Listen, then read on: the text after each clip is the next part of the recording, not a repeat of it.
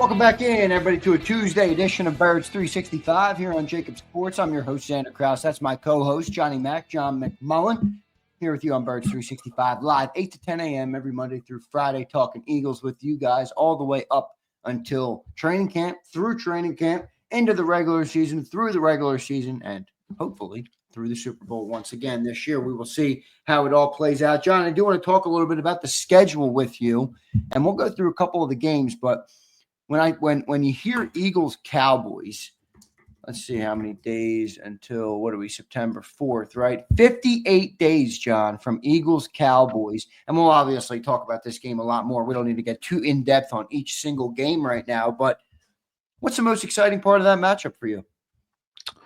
Well, I think just the rivalry aspect of it, and the history of that rivalry, because I don't think it's nearly as competitive as it has been in the past. So I think that part will stand out, especially on opening day. Banner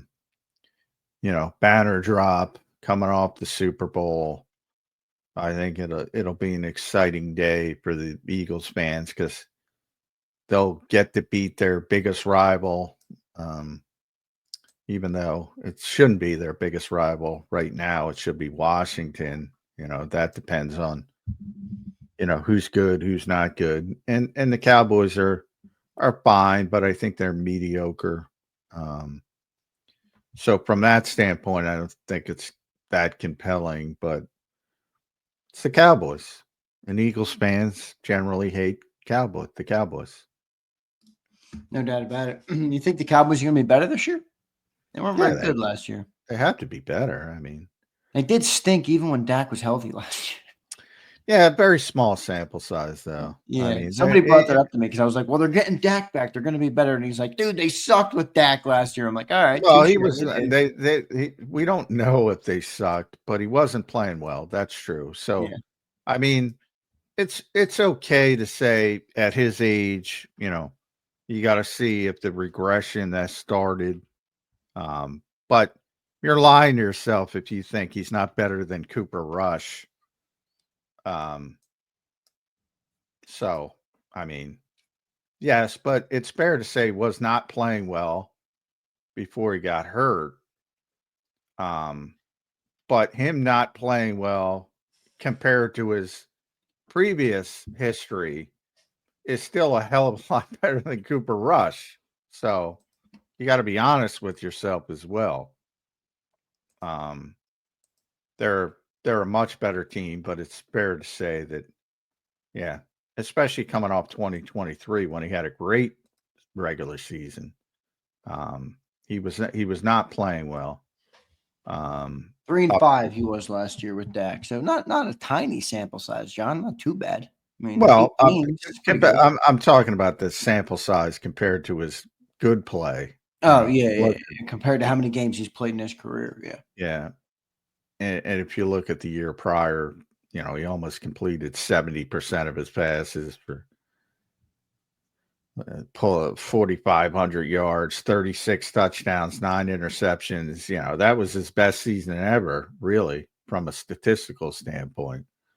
And he fell back from that pretty dramatically. But A, it's tough to keep that pace up. B, yeah, they weren't as good as they have been in previous years. And C, it still ends in the same. He's a hell of a lot better than Cooper Rush. So to use how bad the Cowboys were after his injury to, assume that's going to continue with him is, look, I think the Eagles are a much better team. I just said that, but you're lying to yourself if you don't think the Cowboys are better with Dak Prescott. Yeah, no, I agree. I think they're going to be better this year. I've actually been a little bit higher on the Cowboys, just in the sense that I think people are jumping the gun a little bit on the Commanders. I think everybody thinks they're going to be top of the NFC. I don't quite see that just yet. I know they've done some improvements, but I want to see Jalen Daniels in year number 2 and the way that they if they can stay in the party. John, it's one thing to show up at the party for the first time in 20 years. It's another thing to stay with the party for a little bit. All right. I don't know if they're going to be able to do it. I think they will, but I think the Cowboys have a chance to jump them this year. We'll see. No, I don't think so. that'd be a disaster for Washington. I mean, anything's possible. Because the Cowboys, Washington won what, 12 games last year? yeah. Did they go to 10? Yeah, 11? I think it's. I've said I think it's possible they win 10 or 11 games and be a better football team because they're as you mentioned they're playing a tougher schedule. They've been a bottom feeder for so long. They took people by surprise. People are going to adjust to Jaden Daniels, similar to what happened with C.J. Stroud in Houston. So I think it's going to be more difficult for them, but I think there's a chance they're better. Like everybody says they went to the NFC Championship game, which is literally true, but we all know they weren't the second best team in the NFC. They deserve credit for upsetting a very injured Detroit team. Still a game I thought they would lose, so they deserve credit for it, but coming into that week, there was a lot of concern because of the way that Jaden Daniels played that they could give the Eagles a run. And I said pretty strongly, they're not ready for that spot. And they weren't ready for that spot. And the Eagles boat raced them, 55-23, whatever it was. But they weren't the second best team in the NFC last year. We all know people all know they weren't the second best team, but you only got to win one game on one game day. Sure. And they got to that point. And now the revisionist historians, and there's far more of them who ignore context. Well, I got to get back to the NFC Championship game. I don't think they're the second best team in the NFC. I don't think they were the second best team in the NFC last year. They were probably the fourth or fifth overall, but things worked out for them. So it depends how you look at it. We'll see how it goes. Last time the Eagles opened versus Dallas was 1970. They lost 17-7. I'll go Nick Sirianni route. What the hell does that have to do with the 2025 Eagles? Absolutely nothing, but just context for you guys to realize they have an open. Absolutely. And Nick is right. Absolutely. I know, but it's still fun to say. I mean, it's still a thing that is. I'm not saying it's going to affect the game. I'm not saying because they lost in 1970, they're going to lose this year. But that's the last time they've opened versus the Cowboys. It's good information for the great people of JAKIB Nation. So that's how it goes. John, then you move in. All right, a lot of primetime games for this team this year. You go into weeks 2 through 5, which are tough. You got KC, you got Tampa, you got the Rams. I mean, that's a tough. They got a tough early part to this schedule, John. I think the Cowboys week 1 are kind of a favorable opponent for this team to open up against. But then you go Chiefs, Rams, and Buccaneers, who they've had trouble with and who I think is a little bit of an underrated team coming into the year. What do you think of that next portion of the schedule right there? Yeah, I've said it from the start. To me, that's the most difficult part of the schedule, the first 4 games. And I kind of include Dallas in there because they're Dallas, but really the next 3 at Kansas City on the road. Now, the Eagles kind of broke me with the Chiefs. I think the Chiefs are descending mainly because of the way the Eagles destroyed them in the Super Bowl. That might just be an optimal performance, and Kansas City goes back to being Kansas City. I don't know, man. I don't think they have the talent. Well, I mean, they certainly didn't match up talent-wise with the Eagles last year. The Rams, I think, are the second best team in the NFC. Although I chuckled, I don't know who said it, but somebody, you might have saw it. Somebody said the Rams are set up to beat the Eagles. I'm like, what? How many? They gave up 1 million yards rushing to the Eagles in 2 games. They tried to do a couple of things to help that. I don't know if it's going to work. Not the nose tackle, but I think the linebackers are a bigger. That's a give and take, man. You don't want to take away from that pass rush, which is the strength. Well, they do got a good passer. They got Verse, they got Fisk, they signed Puna Ford as the nose tackle they signed. So I mean, they've done some things, but I'm with you. I don't think they're going to stop the run. Well, my point is they have the best. They might have the best pass rush front 4 in football. And again, who Lane Johnson and Jordan Mailata sold me on that. That's why I'm so high on the Rams pass rush. But again, the give and take part is you're trying to bring in Poona Ford to stop Saquon Barkley. Well, that's taken away from the pass rush. Right. Poona Ford isn't rushing the passer. Now, and again, I think it's more important. He might take up, 2 blockers because he's a good nose tackle. I'm not trying to dispute that part of it. But if you got Christian Roseboom, and they moved on, so they won't, but if you have a Christian Roseboom level linebacker, it's not going to matter. And I look at their linebackers. Troy Reader's still there, who amazing to me, he's still in the NFL. They have nothing. So how are they going to stop the Eagles' running game? How are they set up to beat the Eagles? However, I think they might beat them early in the season, not long term, but that first 4 games is very difficult. And Tampa, we know their history in Tampa. Pray for a cool day in Tampa. Speaking of water and hydration. What's cool though in September and Tampa Bay? Well, I think I mean, holy shit, it's hot. Well, it's not the heat; it's the humidity. So hope for a non-hurricane type of environment where the humidity is just seeping off of people. But that's out of your control to a large degree. But that's been a house of horrors, and maybe that works for the Eagles. Maybe they go into that game with something to prove because of how poorly they played down there recently. And remember, they weren't healthy, when they went down there. No AJ, no Devontae, no Lane, so that played a big factor into it as well. Yeah, but that's a brutal 3-game stretch. I think if you come out of that first 4 weeks 2-2, I think people will be very scared and very upset. But I think you're fine if you come out of that 2-2. I agree. We'll see we'll see how it all goes. John, humans are a creature of habit. Certainly, professional athletes are typically creatures of habit. How much do you think the difference? We got a Monday game, we got a Thursday game, we got a Saturday game, you got Sunday. It's like we're almost playing every single day of the week, which might stagger a little bit of the way that they can get into a rhythm. Do you think that has any impact on the team this year? No, I would bring that. They've been through that a bunch during this run because they've been so high profile. They've been so many national TV windows, whether it's late Sunday, whether it's a Monday, Thursday, as you're pointing out, as everybody.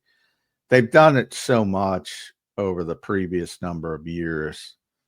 I think they're used to it. It's never great. You never. Also, no back-to-back home games this year, John. I mean, it's a weird. You want to go. Yeah, that's a little weird. But, they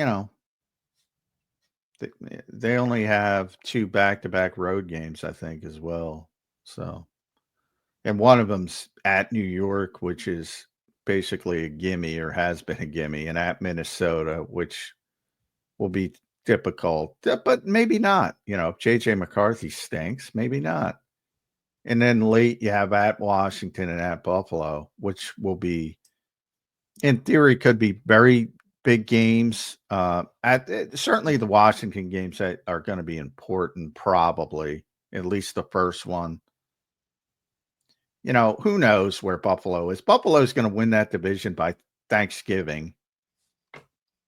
Who knows if they're even playing at that point. And the Eagles.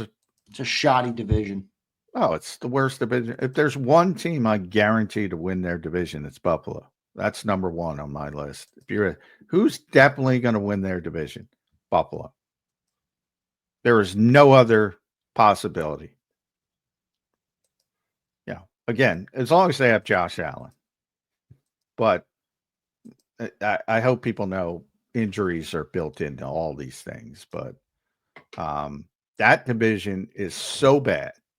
Miami's gotten much worse. The Jets are the Jets. They'll probably be a little bit better because Aaron Glenn will calm things down, at least from a disaster standpoint. But boy, the Jets are are just a bad football team. And New England is maybe the least talented team. And Mike Vrabel will get them going back in a positive direction, but they just need years of, talent development to get back into the equation. And I mean, to be honest, and I am by no means a Mitchell Trubisky fan. He's the backup in Buffalo. They probably win the division with Mitchell Trubisky. Yeah, I don't think you're wrong. I don't think you're wrong. That's how bad that division is. So my guess would be the only reason Buffalo would be playing that game is they're going for the number 1 seed and they need it. And if they're not, they might not even, play their key players in that game. So when you're talking about those late games, you never know if they're going to be meaningful. No doubt about it. John, keep moving on the schedule here. Week 5, we got Denver. I think they're a little bit of a slept-on team. I'm kind of with you where I'm not the biggest Sean Payton guy, but I do think they have a really good defense. Bo Nix did play better than I expected him to, and I think they've done some decent things. So they could be a sneaky, challenging game in Week 5. Do you think so too, or do you think that's an Eagles dub? Well, I disagree with your assessment. I think they're one of the sexy teams. I think everybody's on board with Denver. I'm a little bit more of a Chargers guy in the AFC West. If anybody's going to compete with Kansas City, I think it's the Chargers more than the Broncos. And the Chargers have the better quarterback. But I'm not buying Bo Nix. I'm just not. Not that he didn't have a good rookie year, and Sean deserves credit for that. But there's going to be adjustments. I think there's going to be adjustments to Jaden Daniels, so I'm damn sure think there's going to be adjustments, and things are going to be difficult for Bo Nix, more difficult for Bo Nix. But they are better. They're not, for the past few years before last year, you could look at Denver and say, oh, that's a win. They have some good players and they're getting better. So it's not a team you can sleep on anymore. But I also think people are getting way too hyped up about the Denver Broncos. But I'm not a big Bo Nix guy. So a lot of it is tied to that. I do think he's kind of a good fit with Peyton. Well, yeah, I know a lot of people make the Drew Brees comparison. No, I'm not saying he's Drew Brees. I'm just saying I think that style of quarterback works. I know. Peyton, yeah. A lot of people do, and he's got more movement skills, so he can move a little bit. Yeah, he can. But yeah, I think there's going to be some hiccups with him, and people adjusting. Copycat league, but they're slow moving copycats. And once they figure something out that he doesn't do well. Now, I just mentioned Quinn Miners and McGlinchey's there. So they built up their offensive line a little bit. They signed J.K. Dobbins. I don't know if he'll stay healthy. They got some good players, but all NFL teams. What do I always say? You talk yourself into stuff. You start looking at people's rosters because everybody has good players. And Sean Payton's a good coach, but I think he's a little bit overrated, and I'm more of a Jim Harbaugh guy, at least in the short term. Now, Jim Harbaugh is going to get the most out of people for a very short shelf life, and then he's going to piss everybody off. But I think he's still in the honeymoon phase with the Chargers, so that's why I like the Chargers a little bit better. I agree. Then you got Giants, Vikings, Giants. I think the Giants aren't going to be very good. What do you think of the Vikings? I know you like the team. I like the roster a lot. Tough to believe in J.J. McCarthy, but what do you like about that matchup? It's all JJ. All JJ. That is a loaded team. Everywhere else, you can make an argument that they have the second best roster in the NFC behind the Eagles. But I know nothing about the quarterback. I mean, Kevin O'Connell's the quarterback whisperer. His reputation is going to be made or broke with JJ McCarthy. I have a lot of concerns simply because they didn't let him throw the ball at Michigan. And again, I just talked about Jim Harbaugh. If you have a top 10 pick in the draft, if you have a national champion quarterback, and they won the national champion, so he literally is, if you're not letting them throw the ball, something's wrong there. Something's wrong. But we'll see. I mean, he got hurt. That's another thing. Is he going to play 17 games? He gets hurt. He played one preseason game, got hurt. So many uncertainties surrounding JJ McCarthy. And they traded for Sam Howell. That might be the Sam Darnold situation where JJ might get hurt and Sam Howell plays and they go, oh, wow, he's better than I thought. Because O'Connell is very good. But it's so hard to project that team. I think that team could be the biggest contender to the Eagles and be a last place team. That's their window. Because if your quarterback can't play,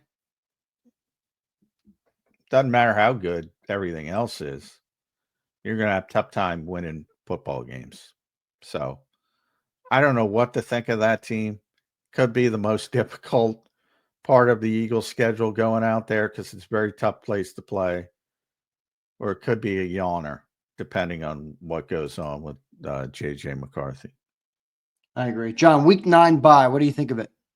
Last year was an early bye, which I think kind of ended up helping the team. Now it's not that was the exception, not the norm with an early bye. But what do you think of the week 9 this year? Yeah, it's fine. I mean, I later the bye, the better. Doesn't matter. Oh, always later the bye, the better. So, yeah, it worked out for him last year, but nobody wanted a week 5 bye. They didn't want a week 5 bye. Just they happen to persevere. So it's a little bit later. It's about almost split. You can't split it perfectly. So it's about halfway. It's fine. Not great. But I always want the bye to be as late as possible. Just because you're going to have banged up people, and that's odds-wise, that's the best situation to be in. A little bit better than last year. And that to me is a positive.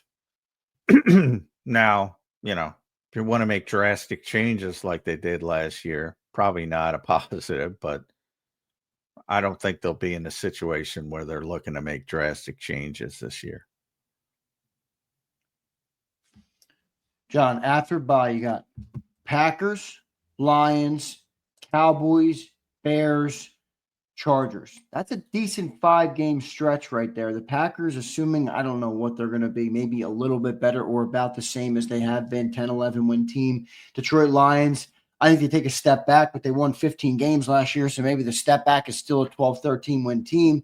Cowboys, we've talked about. Bears, I think, take a step forward this year. I know you're still a little iffy on them. We'll see what you think of them. And then Chargers, as you just talked about, you like them a little bit better than the Broncos. That's a decent 5-game stretch right there, John. Which sticks out to you? Well, 3 road games. I mean, now the Eagles fans will certainly take over SoFi. So, but still you're traveling across country. So that's always an issue. And that'll be that's a night game, I believe. At Dallas has always been very difficult. But again, I don't think the Cowboys are as good as they have been. And at Lambeau is always difficult. Also a night game. So you have late window at Dallas, night game, Green Bay, night game, Chargers. But and Detroit in the midst of that is also a night game. So you talk about there aren't any Sunday 1 o'clockers in that stretch. And Chicago, I mean, they're going to be better. I mean, Ben Johnson is the coach. He's certainly going to be better than Matt Eberflus. He's certainly not going to impact the quarterback in a negative way like Matt Eberflus did. So they're going to be better, but they're not better than Green Bay. They're not better than Detroit, and they're not better than Minnesota. So, I mean, they're the exact opposite of the AFC East. What can the Bears do? Other than nobody looks at their reality and says, oh, they got Ben Johnson, they have Caleb Williams. Okay. You still got to play Green Bay twice. You still got to play Detroit twice. You still got to play Minnesota twice. So are they going to be more competitive? Probably. They're probably not going to fall apart like they fall. They were competitive early last season before they fell apart. But obviously that's a game. That's a home game. That is not a game that I would expect the Eagles to lose any stretch of the imagination. No way. And that's the Black Friday game. Yeah. Next week they're at the Chargers out in LA. Monday night game. So they had Friday to Monday. So they kind of get a mini bye there with the Friday game. So they're off on Sunday. That's Saturday and Sunday. And then they're off kind of the next. Well, not off. They're going to be prepping for the game, but they don't have a game until Monday. So that's a little bit of a nice break for them there. Yeah. Well, I think a lot of people think, bye weeks and sort of mini bye weeks. I think a lot of people think you get extra time. You don't get extra time with the players. All that's collectively bargained. Now the coaches can work more. No, I mean rest time though for the players and the coaches. Yeah, rest time is very helpful for the players, and that's what they collectively bargain in. Those quality of life things. That's the only thing they win when it comes to CBA. But yeah, I mean, they've had a lot of success at SoFi against the Rams, and they take over that stadium. And the Chargers are even easier to take over than the Rams. It's easy to take over that stadium. A bunch of fan bases do it, but as you can imagine, from that standpoint, it's almost not even a road game. But yeah, the travel is the pain in the ass part, because that's you're going across country, and that's always problematic. One of the few bad things about the Eagles, you remember, is that NFLPA report card where the team still does not like their traveling arrangements, which is bizarre with Jeffrey Lurie. And they've tried to improve it to a certain degree, bought in a second charter to give people more room. But evidently they're not doing it as well as other teams. So maybe that's something to look at for Jeffrey. No doubt about it. John, moving into the later half of the year now, you're in week 15. Raiders, obviously, I think that's one of the easier games on the schedule this year, although they got a little bit better. Maybe they're a bit better. I think they're one of the better teams, most improved teams on the schedule. Not that they're good, but they were so bad. And now you have Pete Carroll, who I don't care if he's 95, best, youngest looking 73-year-old or whatever he is. It really is. That dude's impressive, man. 73 years old. In the history of the world. But he's a legit NFL coach from the disasters they've had. And, they brought in Geno Smith, who's a professional quarterback.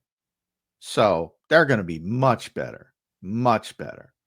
Are they going to beat the Eagles at Lincoln Financial Field? No. But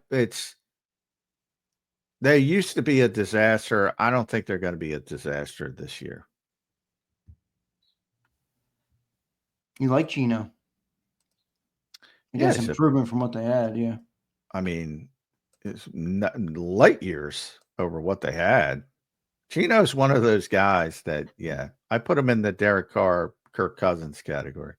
For whatever reason, and maybe, he's a little bit different because those guys were consistent. He obviously had a very difficult time early in his career with the Jets. But again, it's the Jets.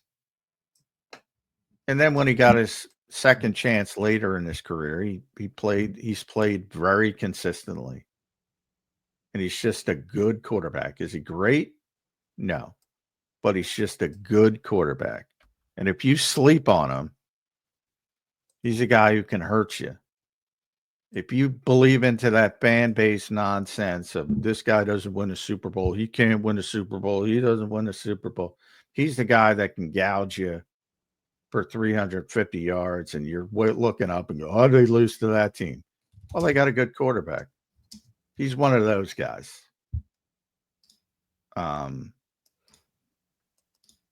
Which to me, people don't respect enough because there's only very few really elite quarterbacks. And then there's a bunch of second tier guys. And those are the Carrs, the Cousins, the Genos. I think Sam Darnold joined that group, similar to Geno, obviously, later in his career. But yeah, they're going to be much better with him playing quarterback. Then you go in, John, those last three games. Got Commanders twice, Bills in between them. We've talked about that, but what do you think of the two Washington games late in the year there? Well, I think it'll probably decide the NFC East. Maybe the first one, maybe not the second one. But those, and potentially both. And you almost hope that because I hate those Week 18 games that don't mean anything, especially rivalry games.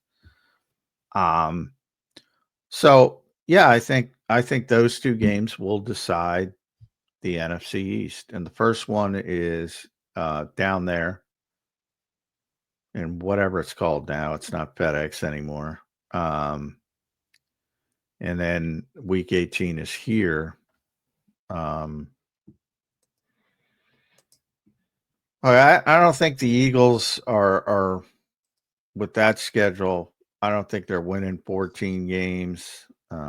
So let's say they're at 11 or 12 and Washington's at 10 or 11. Those two games will decide the NFC East. I think the Eagles are going to win. I think the Eagles are going to win the NFC East. I think they're going to win it by a couple games. Well, all right. 2 decades. 13 wins for the Eagles. Like I could see 11 or 10 for the Commanders. I don't think that's crazy. I think that's probably realistic. I got 11 or 12 and 10 or 11. And where are the Cowboys? You have under 10? Yeah. And if it's that close, one game can turn it all. That's true. That's true. What's your favorite game on the schedule or your favorite matchup? I know you don't really give a shit, but just your favorite matchup. What do you think is the most interesting matchup? Rams. September 21st here, Lincoln Financial Field. And by the way, it's one of the few 1 o'clock games on the schedule. Yeah, I guess they can't flex a game that early, right? Because that's a really good game. Yeah, I think that's the best team in the NFC. Now, again, Detroit's probably got more talent than the Rams, but, they lost both coordinators. Minnesota might have more talent than the Rams, but they lost their quarterback, and they're starting a rookie with not a rookie, but because he missed his entire rookie season with an injury, which has never happened before, by the way, in the history of the draft, which is weird. First round pick missing an entire rookie season. So much uncertainty with those two teams. And I think the Rams they definitely gave the Eagles their toughest test during the playoffs. Definitely. Snow game. How much do you think that mattered to snow? I think that was a big deal. Fucking snow game. Well, I think if you would have told me there was going to be a snow game, I would have said, well, that's a big advantage for the Eagles. I mean, the running team. Yeah, I mean, well, not only the outdoor team, the Northeast team, against the sunny SoFi Rams. I mean, everything would say that would be an Eagles advantage. Now, part of it is that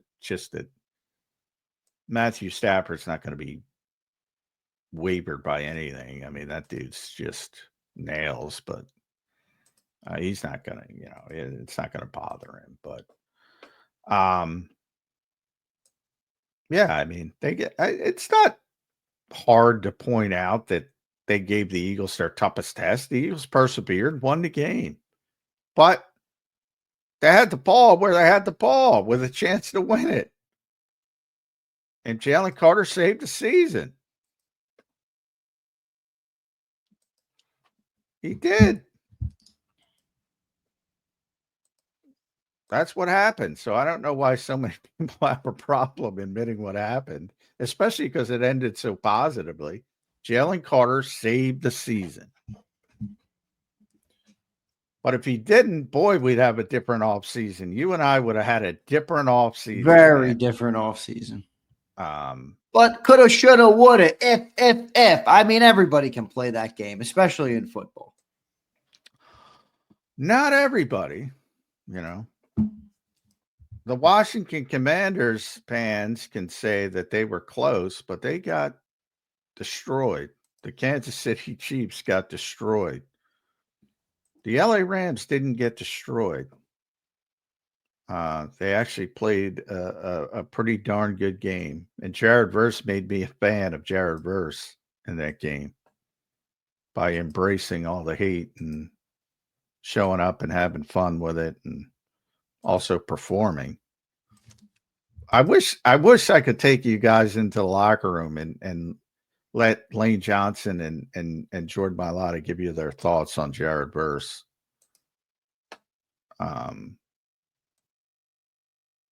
That dude's a hell of a player. Yeah, he is. He's and we'll see, young guys, you never know with young guys, does he buy some of the hype? Does he have that extra oomph to keep getting better and better? We got to see, just like we got to see with Quinion and Cooper here. We got to see how they handle it. But when those guys talk that highly of a player, it means something to me because, there's no reason for them to. John, no repeat NFC East winner since 2004. You think that breaks this year? Well, I'm an odds guy, so I'm betting. You're picking the Commies to win. I mean, if I'm an odds guy. I think it'll probably, it doesn't mean the Eagles won't be the better team. It means, hey, they have a tougher road. They'll be in the playoffs. But yeah, I mean, 20 years. Eagles have the most talented team. They could certainly do it. But until I see it, I got to see it.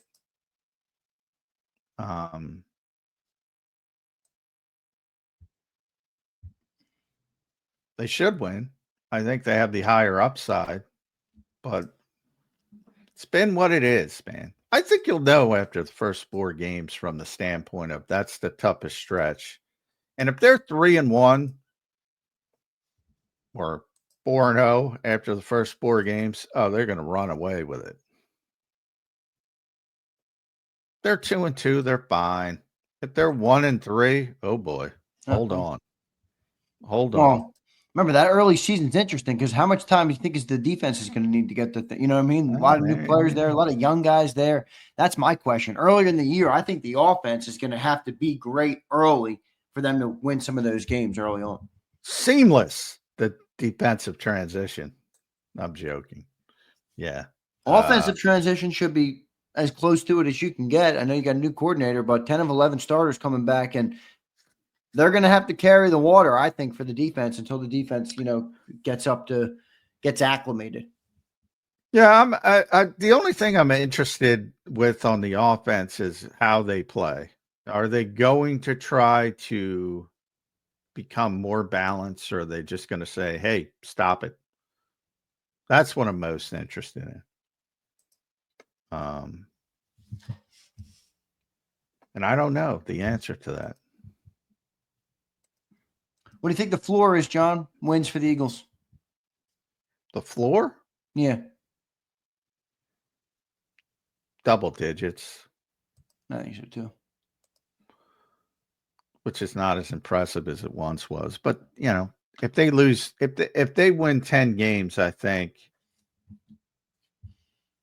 that's a bad season, a bad regular season for them. I don't think it definitely would be. Yeah, it would be. They fired coaches after 11 wins. So I know it looked obviously the way it did at the end of the year, but still, that's part of. I mean, look, we talked about the golden era, John. We talked about this is what the expectation is now. I mean, when you have that type of expectation, 10 wins isn't going to cut it. Well, 10, but I think the ending is more to do with it. I think Sugar Ray Leonard rules apply. I've always said that. Sugar Ray was great at boxing the last 30 seconds of a round for old school boxing fans. He would leave the people remembering. People are they remember what they see last. And you can go 2.5 minutes and save yourself and do the flurry in the last 30 seconds, and he'd steal rounds that way. If you go 10-7 and get hot late and make a run to the NFC Championship game, say you're probably not going to win the Super Bowl if you're winning 10 games, and make a run to the NFC Championship game, I think everybody's fine. What killed them in 2023 was the ending, 1-7, and the blowout in the first round. So people remember what they see last. And I think how it ends will be determined if there will be scapegoats, not just a pure record. Agreed. Good stuff there, Johnny Mac. We'll get to our next commercial break. Good schedule rundown. We haven't looked at the schedule in a while. So as we get closer to training camp, I did want to kind of refresh people on what the schedule is going to look like this year. No back-to-back home games is tough. I think the first 4 weeks is one of the toughest stretches. And post-bye week, you have an interesting 5-game period as well. So I think it's a decently favorable schedule for the Eagles. Nothing too great, nothing too crappy. So kind of right in the middle on it. But a good schedule nonetheless, and a challenging schedule. So we will see how the Eagles do this year. With that, let's get our next commercial break in. Do we have any super chats? Let me make sure I got everybody. Trenton, what's up, Trenton? Good to see you in here, brother. He said, Smitty scored twice on Surtain as a rookie in 2021. I remember that. You remember that one huge grab he had over Surtain at the back of the end zone? That was an incredible catch. That was in Denver, I believe. Devontae's a hell of a player. So is Patrick Surtain. I wouldn't get too both of them are very, very good. Yeah. If you're a cornerback, you're getting beat. Get used to it. Yeah. Too many good players. Good stuff, Trenton. Appreciate your super chat, brother, and appreciate everybody for being in here today. Hit that like button. When we come back, we got a couple more conversations to have. All right. I want to talk Kevin Petula. I just talked about how the offense has to be seamless early to help that defense early on. We'll talk about what that looks like when we get back here on Birds 365.